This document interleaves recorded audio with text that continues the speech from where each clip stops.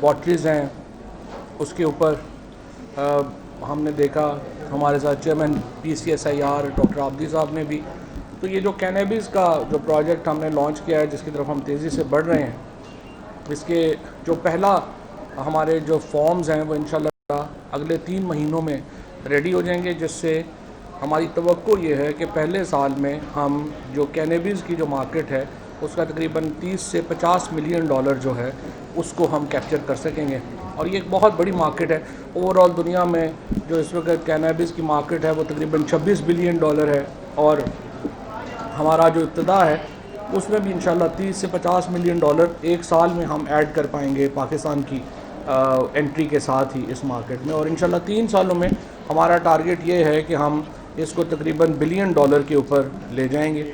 और हमेशा मैं पहले भी आपसे ये बात करता हूँ, PM साहब से भी या चीफ साहब से भी जब मुझे मौका मिलता है, कि हम रूटीन के अपनी जो हमारी सब्ज़ियां हैं आलू मटर गाजर बेच के हम फ्रेंकली को बहुत बड़े अपने खसारे पूरे नहीं कर सकते। लिहाजा हमें आउट ऑफ वे जाना होगा।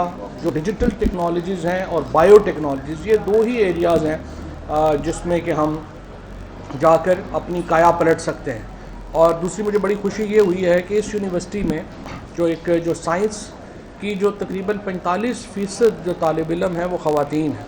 और ये मैं पाकिस्तान में जो लड़कियां इस वक्त कॉलेजेस में एंटर हो रही हैं, मैं उनको ये कहूँगा कि आप डॉक्टर बनने के बजाय साइंटिस्ट बनने की तरफ आएँ। स्पेशली आपके लिए जो दोनों फील्ड्स हैं, डिजिटल टेक्नोलॉजीज़ की और बायो टेक्नोलॉजीज़ की भी, ये बड़ी ओपन फील्ड्स हैं और ख़ुसूसन लड़कियों के लिए तो बहुत ही अच्छी फील्ड्स हैं। सो लड़कियों को इसके ऊपर फोकस करना चाहिए ताकि हम पाकिस्तान की मईशत को सहारा दे सकें।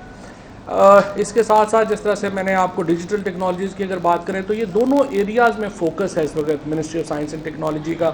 एक तरफ हम बायो टेक्नोलॉजीज़ को रीवैम्प कर रहे हैं, दूसरी तरफ डिजिटल टेक्नोलॉजीज़ को रीवैम्प कर रहे हैं। इस हफ्ते इंशाल्लाह ड्रोन्स की जो पॉलिसी है वो अप्रूव प्राइम मिनिस्टर साहब जो हैं वो कर देंगे। और ड्रोन्स की पॉलिसी देखिए, हमने पिछले अपना लूज़ क्या किया। ड्रोन्स हम पाकिस्तान में 2004-5 से हम कैपेबल थे ड्रोन्स बनाने के, लेकिन हमने 15 साल हो गए, हमने कोई पॉलिसी नहीं बनाई और सिर्फ ये काम किया कि ड्रोन्स की इंपोर्ट को हमने बैन कर दिया, जिसकी वजह से जो दुनिया में इस वक्त बिलियंस ऑफ डॉलर की इंडस्ट्री थी ड्रोन्स, पाकिस्तान उससे बाहर हो गया। एग्रीकल्चर में, ज़राअत में अगर कोई एक इम्प्लीमेंट जो टेक ओवर करेगा हर चीज़ को, वो ड्रोन्स हैं। सो हम उनसे पीछे नहीं रह सकते। लिहाजा हम इस हफ्ते इंशाल्लाह कल ही, बल्कि हम जो पॉलिसी हमने बनाई है वो प्राइम मिनिस्टर साहब से मंजूरी के लिए पेश कर रहे हैं, और ड्रोन्स की फिर इंपोर्ट की भी इजाज़त हो जाएगी और मैन्युफैक्चरिंग की इजाज़त जो है हो जाएगी। इसके साथ साथ जिस तरह मैंने कल अपने एक बताया था कि साइंस एंड टेक्नोलॉजी में जो हमारी पहला नेटफ्लिक्स की तर्ज के ऊपर OTT का जो प्लेटफॉर्म है, नेटफ्लिक्स को इसलिए रेफ़र करना पड़ता है कि लोगों को ज़रा समझ आ जाए कि मतलब क्या है। OTT ओवर द टॉप जो एक फ्रेमवर्क है वो हमने बना लिया है। इसके 2 हिस्से हैं, एक हिस्सा है जो टेक्नोलॉजी का और दूसरा हिस्सा है कंटेंट का। टेक्नोलॉजी जो इसमें, अगर आप लोगों ने, जो बहुत सारे लोग जो हैं जो नेटफ्लिक्स के ऊपर जाते हैं या बाकी किसी अमेज़न के ऊपर जाते हैं या किसी और OTT प्लेटफॉर्म पे जाते हैं, तो वो देखते होंगे कि उनकी जो क्वालिटी है वीडियो की वो इतनी अच्छी होती है कि चाहे नेट स्लो भी हो तो वो आपको वीडियो ख़राब नहीं होती। उसकी वजह यह है कि उसकी जो कंप्रेशन टेक्नोलॉजी है वो बड़ी एडवांस है और वो फिल्म रुकती नहीं। हमने अपनी जो कंप्रेशन टेक्नोलॉजी है वो स्टेट ऑफ द आर्ट बना ली है। इसमें हमारे पास जो कंपनीज में और जो लोग इन्वॉल्व थे, उसमें स्टैनफोर्ड के भी लोग थे और बाकी जगहों के भी लोग थे, उन्होंने बड़ा इसके ऊपर मेहनत की है। वो कंप्रेशन टेक्नोलॉजी हमने अपनी बना ली है, सर्वर्स हम अपने बना रहे हैं। और अब हम जो कंटेंट कंपनीज़ हैं, देखिए इसके नतीजे में पाकिस्तान में फ़िल्म का, ड्रामे का जो इस वक्त प्रॉब्लम है वो क्या है, पैसा नहीं है। जब तक पैसा नहीं आप डालेंगे कंटेंट में तो आपका ड्रामा फिल्म तरक्की नहीं कर सकती। और ये अब चूँकि कोविड की वजह से सिनेमा जो है वो बड़ा हर्ट हुआ है और आपने देखा है कि हमारे जो चैनल्स हैं उनमें ओवरऑल एक डिप्रेशन आया है। सो जो एंटरटेनमेंट इंडस्ट्री है, जो डॉक्यूमेंट्री इंडस्ट्री है, वो हमारी तभी फ्लोरिश कर सकती है जब आप कंटेंट में पैसा डालेंगे। और ये जो प्लेटफॉर्म है, इससे मुझे ये उम्मीद है कि पाकिस्तान के जो अदाकार हैं, पाकिस्तान के जो प्रोड्यूसर्स हैं, लिखने वाले हैं, एक बहुत बड़ा एक पैसा जो है वो इस फील्ड में आएगा और जिससे एक बड़ी जो तरक्की जो है उसकी एक बिल्कुल नई राह खुल जाएगी। सो बुनियादी तौर के ऊपर जो मेरी एफ़र्ट है ministry of science and technology में वो ये है कि हम अप्लाइड साइंसेस के ऊपर काम करें, जिससे ऐसे मंसूबे लेके आएँ जो अमली तौर के ऊपर आपको फ़ायदा दे सकें। कोविड में हमने जो वेंटिलेटर्स बनाने का प्रोजेक्ट दिया था, अब आप देखिए 200 एकड़ के ऊपर हमने फैसलाबाद में अपना मेडिकल सिटी बना दिया है।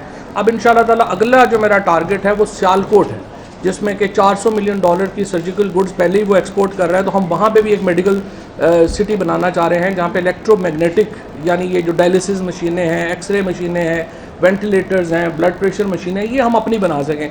इनमें हम तकरीबन $1.6 बिलियन की हम इंपोर्ट करते हैं अपनी जो मेडिकल इक्विपमेंट है। तो अगर हम अपनी इंपोर्ट को रिप्लेस कर सकें तो यही एक बहुत बड़ी कामयाबी होगी। और मुझे इंशाल्लाह उम्मीद ये है, और ये देखिए ये ministry of science and technology की बहुत बड़ी एक मैं समझता हूँ कि हमें इस पर फ़ख्र भी है और कामयाबी भी है कि हमने एक पूरी नई इंडस्ट्री खड़ी कर दी है। ये मेडिकल की जो मेडिकल इक्विपमेंट की जो इंडस्ट्री है, सिरिंजेस, डिस्पोजेबल सिरिंजेस जो हैं पाकिस्तान में बनते ही नहीं थे, अब उसकी फैक्ट्री जो है वो लगने जा रही हैं। और इसी तरह से जो कैनोलाज हैं, ये बैग्स हैं, इसी तरह से आप जब हम मेडिकल में जब ब्लड के लिए वो हम सैंपल्स देते हैं तो जो शीशे की बोतल इस्तेमाल होती है वो पाकिस्तान में नहीं बनती थी, लेकिन अब ये सारी चीज़ें पाकिस्तान में जो है वो बनना शुरू होंगी। और ये साल पाकिस्तान में एक पूरी नई जो मेडिकल इंडस्ट्री है उसको हमने खड़ा किया है, जो एक अल्लाह का बड़ा एहसान है हमारे ऊपर कि उन्होंने हमें अल्लाह की मदद से हमें ये कामयाबी मिली कि हम ये सारी इंडस्ट्री जो है वो पूरी खड़ी कर सके। और जिस तरह से मैंने अर्ज़ किया, ये जो 2-3 हमारी देखिए इस वक्त टोटल जो एक्सपोर्ट्स हैं वो $22 बिलियन या $25 बिलियन हैं। खाली एप्पल की जो वॉच है, एप्पल की जो घड़ी है और आईपॉड्स हैं वो $35 बिलियन के बिके हैं इस साल। तो आप अंदाज़ा लगा लीजिए कि दुनिया में जो, अगर आपने, जिस तरह प्राइम मिनिस्टर साहब हमेशा कहते हैं कि डॉलर्स आएंगे तो फिर ही आपकी इकॉनमी बेहतर होगी, तो वो इकॉनमी डॉलर्स कैसे आएंगे अगर आप टेक्नोलॉजी के ऊपर तवज्जो देंगे। सो हमारा सारा फोकस यही है कि हम टेक्नोलॉजी को ले के आ सके। कल एक और भी मुझे बड़ी खुशी है कि पहले हमने एक इलेक्ट्रिक बसेस बनाने की जो फैक्ट्री थी, चाइना की जो स्काईवेल कंपनी थी उसके साथ हमने MOU साइन किया है। अब कल इंशाल्लाह हम एक जर्मन कंपनी के साथ MOU साइन करना जा रहे हैं, जो कि दूसरी इलेक्ट्रिक बस मैन्युफैक्चरिंग कंपनी होगी जो पाकिस्तान के अंदर अपनी मैन्युफैक्चरिंग यूनिट जो है वो लगाना चाह रही है। तो ये एक हमारी जो है एक मुस्बत सिचुएशन है जो इस वक्त जो है यहाँ पे पैदा हुई है। इसीलिए प्रॉब्लम ये है कि ये जब इस तरह की इन्वेस्टमेंट्स आ रही हों, जब आपका एक इकॉनमी बेहतर हो रही हो, उन हालात में जैसे कि अपोजिशन की जो तहरीक है, ऐसी तहरीकों के नतीजे में एक अनसर्टिनिटी पैदा होती है और ऐसी तहरीकों के नतीजे में एक लगता है कि मुल्क में जो है वो एक अपराइजिंग है, सड़क के ऊपर मामला ज़्यादा है और सब्सटेंटिव काम जो है वो नहीं हो रहे, जिसकी वजह से एक आप समझिए कि मईशत को धक्का लगता है। इसीलिए मैं समझता हूँ कि रात को जो प्राइम मिनिस्टर साहब ने कल अपने इंटरव्यू में एक बार फिर अपोजिशन से जो बात कही, उन्होंने कहा कि अगर आप अपने केसेस के ऊपर बात छोड़ दें और वो आप अदालतों में तय करें तो बाकी हर मामले के ऊपर आप हमसे बातचीत कर सकते हैं। और मेरा ये ख्याल है कि उनके इस बात के बाद इस तहरीक का तो वैसे ही कोई जवाब जो है वो नहीं बचता, लेकिन इसके बावजूद ये तहरीक चला रहे हैं, वो उसका मकसद ही मुकदमात के ऊपर कंप्रोमाइज़ कराना है। उसका मकसद ये है कि हम किसी तरीके से जो केसेस हैं उनको ठिकाने लगा सकें, उनके ऊपर NRO ले सकें, तो फिर तो कुछ नहीं हो सकता। देखिए हमारा पैसा जो नवाज़ शरीफ साहब बाहर ले गए हैं, शहबाज शरीफ साहब बाहर ले गए हैं, इसहाक डार बाहर ले गए हैं या बाकी लोग बाहर ले गए हैं, ये कोई इमरान खान का ज़ाती पैसा तो नहीं है, ये मेरा और आपका पैसा है और हमारे लिए, और हमें जेलों में रखने का भी शौक़ नहीं है। आप प्ली बारगेन करें, पैसे वापस करें और हमारी तरफ से आप लंदन में रहें, पेरिस में रहें, न्यूयॉर्क में रहें, हमारा तो कोई प्रॉब्लम नहीं है। लेकिन इस वक्त जो सारे सियासी ड्रामे किए जा रहे हैं, कभी कहते हैं कि IG अगवा हो गया है, कभी कहते हैं कि जी फलाना जो है वो चला गया है, कभी कह देते हैं कि ये छुट्टियों पे चले गए। मतलब अब सिंध पुलिस ने जिस तरह से जो रेजिग्नेशन या छुट्टियाँ आई, लोगों को आप बेवकूफ़ तो ना समझे ना। क्या हमें नहीं पता कि किस तरह से बिलावल हाउस से मैसेज दिए गए कि आप ये कर लें तो फिर ये कर लेते हैं। तो इस तरह की बातें करके आप पाकिस्तान में ना कोई खिदमत कर पा रहे हैं, ना ही आप कोई इससे कोई तब्दीली ला सकेंगे। जिन लोगों को गलत फहमी है ना कि इमरान खान को जनवरी से पहले चले जाएगा, मैं उनसे कहता हूँ कि आप ये तसल्ली रखें, ना इस मुल्क में कोई आ रहा है ना कोई जा रहा है, सवाए इसके कि नवाज शरीफ 15 जनवरी से पहले वापस आएंगे। बाकी ये सारे अपनी अपनी तनख्वाह में काम होंगे, सब ने अपनी अपनी तनख्वाह में काम करना है। ना पार्लियामेंट कहीं जा रही है, ना हुकूमत कहीं जा रही है, और ना अपोजिशन कहीं आ रही है। लिहाजा हमने अभी तक तो नरमी का रवैया रखा है।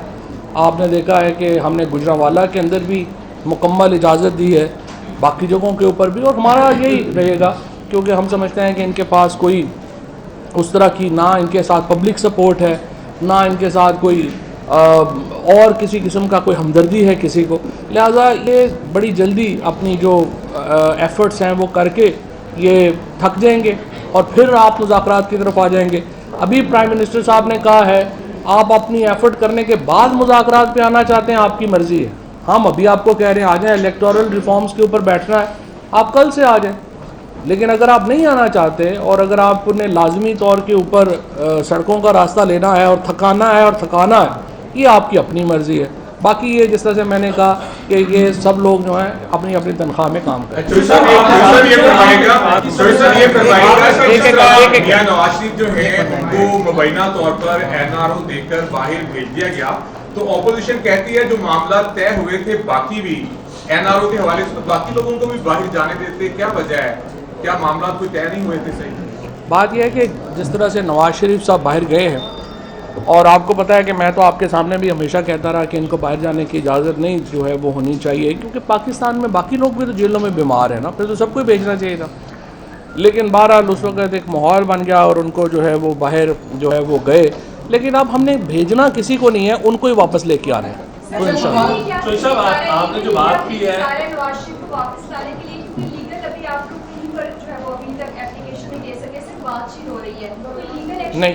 नहीं, मैं आपको तस्हीह कर दूँ। 3 दिन पहले हुकूमत पाकिस्तान ने जो बरतानिया की वजारत दाखिला है, वहाँ की होम मिनिस्ट्री कह लीजिए, उनको लेटर लिखा 3 दिन पहले या 4 दिन पहले, और उसमें उन्होंने कहा है कि नवाज़ शरीफ साहब को डिपोर्ट किया जाए। अब नवाज़ शरीफ साहब को डिपोर्ट क्यों किया जाए? क्योंकि नवाज़ शरीफ का UK के अंदर कोई लीगल स्टेटस नहीं है, वो किसी वर्क वीज़े के ऊपर या सिटीज़नशिप के ऊपर वो वहाँ पे नहीं है, वो एक विज़िट वीज़े के ऊपर है वहाँ। और वो विज़िट वीज़ा उन्हें तब मिला जब पाकिस्तान में अदालतों ने कहा कि उनको इलाज अपने डॉक्टर से कराने की इजाज़त है और वो चले जाएँ। अब अदालतों ने अपना फ़ैसला रिव्यू कर लिया है, वो वापस नज़र-ए-सानी कर ली है। अदालती नज़र-ए-सानी के बाद नवाज़ शरीफ साहब के वहाँ पे विज़िट वीज़े पे रहने का कोई जवाज़ नहीं बनता। लिहाजा हम समझते हैं कि UK की हुकूमत खुद भी, आजकल UK में बहुत डिबेट है कि जो थर्ड वर्ल्ड के करप्ट लीडर्स हैं वो पैसे लेके लंदन चले जाते हैं और वहाँ पैसा लगाते हैं। लिहाजा UK में ये डिबेट है कि इन लोगों को वापस भेजना चाहिए ताकि लंदन की रेपुटेशन कायम रहे। सो मेरा ख्याल है कि इंशाल्लाह वो आ जाएंगे। आपने बात की पाकिस्तान में सब अच्छा की तरफ जा रहे हैं और आप हुकूमत ये भी क्लेम करती है कि पाकिस्तान में आज़ादी सहाफ़त भी है, लेकिन क्या वजह है? कभी इस्लामाबाद से सहाफ़ी अगवा होते हैं, कभी लापता होते हैं, फिर सैर करके आ जाते हैं। अब कल कराची में अली इमरान सैयद को लापता हुए में कल से अभी तक उनका कुछ नहीं मालूम, इसके पीछे कौन अनासर है? और साथ साथ एक इसमें थोड़ा सा ऐड सियासी भी कर लीजिएगा कि नवाज शरीफ साहब कोयटा में कल खिताब करेंगे, क्या उन्हें इजाज़त दे रहे हैं, हुकूमत इजाज़त दे रही है उन्हें खिताब की कि कैमरा दिखाएगा? हमने तो कहीं पे भी नहीं रोका पैमरा में नवाज शरीफ का खिताब, हमने तो नहीं रोका, हमने तो चलाया था। वो जो पैमरा में लाहौर के वकील हैं अजहर सदीक साहब, उन्होंने हाई कोर्ट और सुप्रीम कोर्ट के फैसले लगाए पैमरा को और कहा कि आप कंटेम्प्ट कर रहे हैं। मैं तो 10 दफ़ा खुद हर जगह कह बैठा हूँ PMLN को कि उनको चाहिए कि वो सुप्रीम कोर्ट जाए और ये फैसला रिवर्स करवा लें। और हम हुकूमत की तरफ से तो कोई पाबंदी नहीं है नवाज शरीफ का खिताब दिखाने पे या न दिखाने पे। दूसरा जो आपने सहाफ़ी की इमरान की बात की, देखें मैं तो खुद आधा सहाफ़ी और आई स्टैंड बाय जर्नलिस्ट। सवाल ही पैदा नहीं होता कि कोई इस हुकूमत में कुछ सपोर्ट कर दे इस तरह की किसी एक्टिविटी की। हम आज़ादी सहाफ़त के साथ खड़े हैं। हम समझते हैं कि इमरान को कराची से जिस तरीके से अगवा की जिस तरीके की बात आ रही है और अभी तक उनकी फ़ौरी और इमीडिएट रिकवरी होनी चाहिए। और वहाँ पे मुझे उम्मीद यही है कि जो सिंध हुकूमत है वो अपनी ज़िम्मेदारियाँ अदा करेगी और उनको फौरी तौर के ऊपर अगर वो अगवा हुए हैं तो उनको बाजियाब कराया जाएगा और खुदा करे कि खुद घर वापस मियां नवाज शरीफ की तकारीर हो रही है और उस पर हुकूमती इदारों को मलूम किया जा रहा है, तो क्या आप ये समझते हैं कि मियां नवाज शरीफ पॉलिटिकल असाइलम की तरफ जा रहे हैं? उनकी कोशिश यही है। नवाज शरीफ बेसिकली पाकिस्तान का, देखिए नवाज शरीफ क्या कर रहे हैं, नवाज शरीफ ये कर रहे हैं कि जो इंडियन नैरेटिव है, हिंदुस्तान का बयानिया है कि पाकिस्तान के अंदर असल में तो देखें जी फ़ौज रूल करती है, सिविलियन वहाँ पे सुप्रीमेसी नहीं है और ये सारा जो है ये फ़ौज का एक खेल है जो चलाया हुआ है। नवाज शरीफ इसको प्रमोट कर रहे हैं और इससे उनका मकसद दो है। एक तो ये कि देखिए नवाज शरीफ के ऊपर इंटरनेशनली दो सवाल होने हैं। पहला सवाल ये है कि उनके जो बड़े बेटे हैं हसन साहब, उनके जो अपार्टमेंट की वैल्यू है वो तकरीबन $1 बिलियन से ज़्यादा है, तो सब, और इसके अलावा बाकी जायदादें उनकी अलग हैं। अब जो नया कानून बना है हमारा यहाँ पे फैटफ का, और यूके उस फैटफ का मेंबर है, उन्होंने उनसे पूछना है हुकूमत पाकिस्तान की दरख्वास्त के ऊपर कि ये पैसा आपके पास कहाँ से आया। तो वो जो फिनेंशियल रेगुलेशंस और रूल्स हैं नवाज शरीफ उनमें आ जाएंगे, लिहाजा वो उससे निकलना चाहते हैं ताकि वो इसको लंबा कर सकें और उसमें जो है वो ना आ सकें। तो ये बताइएगा कि जो जस्टिस काजी पाकिस्तान का मदनियत फैसला आया है कि मदनियत के ऊपर ये मुकदमा दायर किया गया था, उस पर शराद अकबर के ऊपर भी सवाल उठाए गए, फरोग नसीम के ऊपर भी, तो क्या हुकूमत कार्रवाई करेगी उन दोनों के ऊपर? देखिए नहीं, उसमें कोई सवाल नहीं उठाए गए। पहली बात नहीं, वो मिनॉरिटी नहीं, वो मिनॉरिटी जजमेंट है, एक जजमेंट है, मिनॉरिटी जजमेंट है। मेजॉरिटी जजमेंट में कहा गया है कि ये रेफरेंस बदनीति के ऊपर फाइल नहीं किया गया। ये रेफरेंस जो है इसमें लीगल इंटरप्रिटेशन के ऊपर जो है अदालत ने सवाल उठाए। लेकिन कतई नज़र इस बात के, मैं ज़ाती तौर के ऊपर ये समझता हूँ कि हुकूमतों को ये जो अकाउंटेबिलिटी है ना जजेस की, ये बार एसोसिएशंस को करनी चाहिए। पाकिस्तान बार काउंसिल और सुप्रीम कोर्ट बार का ये काम है कि वो जजेस की क्वालिटी ऑफ जजमेंट्स के ऊपर भी नज़र रखे और उनकी रेपुटेशन के ऊपर भी नज़र रखे, और बार काउंसिल्स जो हैं अपनी अकाउंटेबिलिटी के सिस्टम को तगड़ा करें विज़ विज़ जजेस। अगर वो नहीं करेंगे, हुकूमत जब करती है तो लगता है कि आप इंडिपेंडेंस को ख़तरे में डाल रहे हैं। हालांकि रेफरेंस जो है वो तो जैसे सुप्रीम कोर्ट ने खुद भी कहा, उसके पीछे कोई मैलाफाइड इंटेंशन है। पहले प्राइम मिनिस्टर ने इंटरव्यू में ये कहा कि आर्मी चीफ से ने जो मुलाकात की है वो मेरी इजाज़त से की है, लेकिन कल प्राइम मिनिस्टर ने इंटरव्यू में ये कहा कि जो मुलाकातें आर्मी चीफ ने अपोजिशन से की हैं वो गलती थी। तो अगर गलती थी तो पहले इमरान खान ने क्यों इजाज़त दी मुलाकात की? देखिए जो वज़ीर आज़म बात कर रहे थे वो एक तनाजुर में बात कर रहे थे। वज़ीर आज़म ये कह रहे थे कि मुझे कोई एतराज़ नहीं अगर आर्मी चीफ अपोजिशन से या किसी से मिले। और देखें फॉर एग्जांपल अगर पुलवामा होता है या कोई आपने गिलगित बल्तिस्तान के ऊपर सिक्योरिटी ब्रीफिंग देनी है तो वो तो आर्मी चीफ ही देंगे ना, आर्मी चीफ से बेहतर तो कोई ब्रीफिंग नहीं दे सकता, लिहाजा उसके ऊपर किसी को कोई एतराज़ नहीं है। प्राइम मिनिस्टर ये कह रहे थे कि जब अब उन्होंने मिल के अगर बाद में उस मुलाकात को सियासी रंग देना है और आर्मी चीफ को मुतनाज़ा करना है, फ़ौज को मुतनाज़ा करना है, फिर ना मिले, फिर क्या फ़ायदा। तो इस तनाजुर में उन्होंने ये बात की थी। बाकी ज़ाहिर है आर्मी चीफ जो है वो उनका जो वो इम्पोर्टेंट जो पार्लियामेंट के फंक्शंस हैं उसमें वो कोई पीटीआई के आर्मी चीफ तो नहीं है, वो तो पाकिस्तान के आर्मी चीफ हैं और उनका काम है कि वो तमाम को अपने साथ। एक मिनट अब उनका प्राइम मिनिस्टर साहब क्या नवाज शरीफ को लेने जाएंगे? कल उन्होंने अपने इंटरव्यू में कहा था कि मैं खुद जाऊंगा नवाज शरीफ। वो तो उन्होंने कमिटमेंट का इजहार किया कि जाना पड़ा तो मैं खुद जाऊंगा, लेकिन मुझे ये लगता है बरतानवी कवानीन को और इस वक्त जो बहस बरतानिया में लंदन में चल रही है उनको ज़रूरत नहीं पड़ेगी जाने की, नवाज शरीफ को खुद ही वापस भेज देंगे।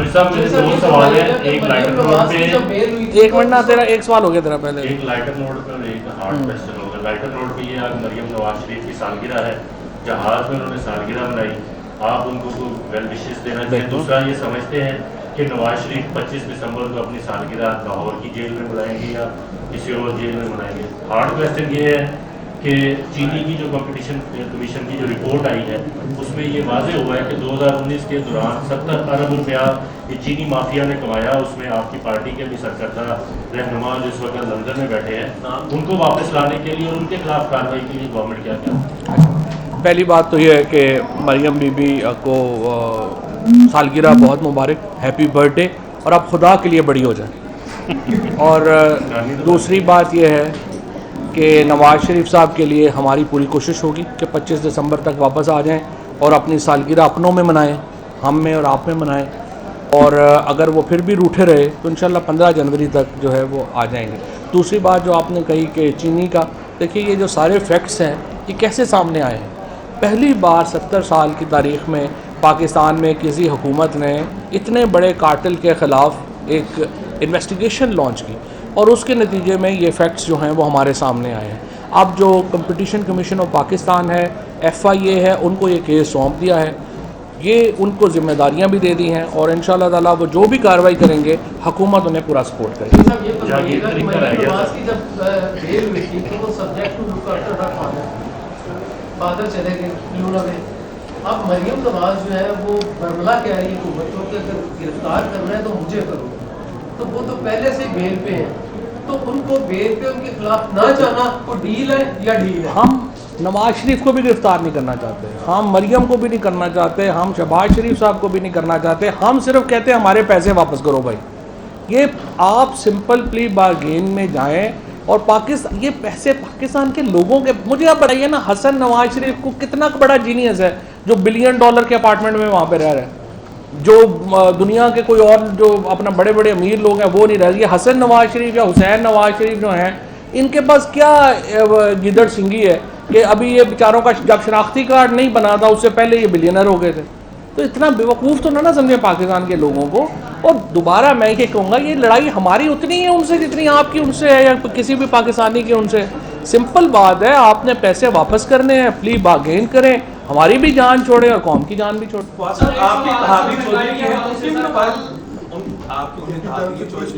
उनकी भी फ्रांस में और उसके अलावा स्पेन वगैरह में काफी उनका सांसें हैं, उनके ऊपर भी कुछ नहीं, कहाँ केसेस हैं, कहाँ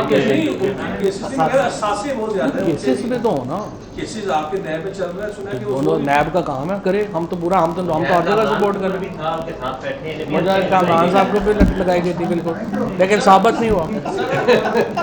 लाहौर में मुस्लिम लोगों पे आटा और चीनी की किल्लत देखी जा रही है और रेट्स बढ़ के मतलब दुकानदारों को इस हफ्ते तो कम हुए यार, इस हफ्ते तो तीनों के रेट, आटे का भी रेट कम हुआ है, दूध का भी कम हुआ है। 1 करोड़ 11 लाख की बात है। नहीं महंगाई में आप अपने घर का किचन कैसे चला रहे हैं, आपकी बेगम नहीं, देखिए पहली बात मैं आपको सही बात नहीं, देखिए पहली बात यह है, इस पे मेरा आपका हमारे जो सारे दोस्त हैं उनका कंसेंसस है कि महंगाई। अब प्राइम मिनिस्टर साहब का भी अगर आप रात का भी इंटरव्यू सुने, काबीना की कार्रवाई देखें, बहुत बड़ा टाइम महंगाई पे ही खर्च होता है। लेकिन महंगाई की वजूहत हैं, एक तो कोविड की वजह से पूरी दुनिया की जो मईशतें हैं वो सुकड़ी हैं। और आप हिंदुस्तान का डाटा उठाएं, आप श्रीलंका का डाटा उठाएं, आप बांग्लादेश का डाटा उठाएं, आपको एहसास होगा कि सारे मुल्कों में एक महंगाई की लहर आई है। दूसरा जो और इस इंशाल्लाह ताला ये जो कोविड की तरफ हम वैक्सीन की तरफ जा रहे हैं और इंशाल्लाह उम्मीद है अगले 2 महीनों में कोविड की वैक्सीन जो है वो आ जाएगी, उसके बाद इकोनॉमीज़ जो हैं वो सारी ऊपर जाएंगी और महंगाई जो है वो ऑटोमेटिकली नीचे आएगी। और दूसरी तरफ गवर्नमेंट के जो टेम्प्रेरी मेजर्स हैं, आर्जी जो इक़दाम ले रहे हैं, जिसमें जिस तरह से आप बाज़ार जिस तरह से बनाए हैं या बाकी चीज़ें, या आपने प्राइस कंट्रोल कमेटीज़ को बनाया है, इसको लेकर के एक टेम्प्रेरी मेजर के तौर पे इसको इंशाल्लाह नीचे लाते हैं। लेकिन असल बात तो देखें सिंपल है, आपकी आमदन ज़्यादा है, अखराजात कम है, आप खुशहाल हैं। अगर आपके अखराजात ज़्यादा है और आमदन कम है, आप तकलीफ़ में रहेंगे। पाकिस्तान की तारीख़ में पहले 17 साल के बाद जाकर हमारा जो करंट अकाउंट डेफिसिट है वो पॉजिटिव में हुआ है। 17 साल के बाद ये हुआ है कि पाकिस्तान की जो बैरूनी हम जो अखराजात कर रहे थे वो कम है और हमारी आमदन जो है वो ज़्यादा हुई है। ये इट्सेल्फ इतना बड़ा एक पॉजिटिव है। तो हम इंशाल्लाह बिल्कुल सही डायरेक्शन में जा रहे हैं, प्राइम मिनिस्टर साहब की लीडरशिप के अंदर बिल्कुल सही डायरेक्शन में जा रहे हैं। पाकिस्तान का मुस्तकबिल एक रोशन मुस्तकबिल है और जिन लोगों को सड़कों पे धक्के खाने हैं हम उन्हें बचाना चाहते हैं। हम कहते हैं हमारे साथ बैठ जाएं, नहीं बैठना उनकी मर्ज़ी है, सारे अपनी अपनी तनख्वाह में काम करेंगे। Thank you.